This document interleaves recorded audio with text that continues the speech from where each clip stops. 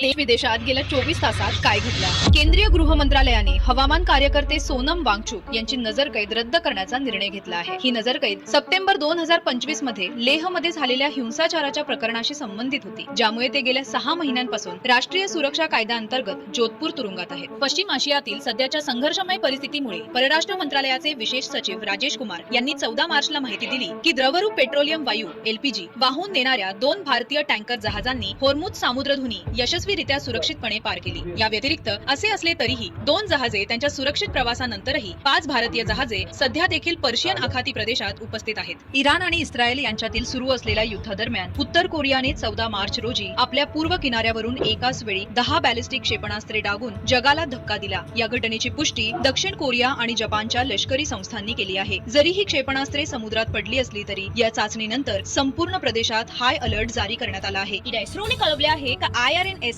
AKF उपग्रहाचे शेवटचे atomic घड्याळ निकामी झाले आहे, ज्यामुळे भारताच्या नाविक या नॅव्हिगेशन प्रणालीवर परिणाम होऊ शकतो। ॲटॉमिक घड्याळे उपग्रहांना अचूक स्थान, नॅव्हिगेशन आणि वेळेची सेवा देण्यासाठी अत्यंत आवश्यक असतात।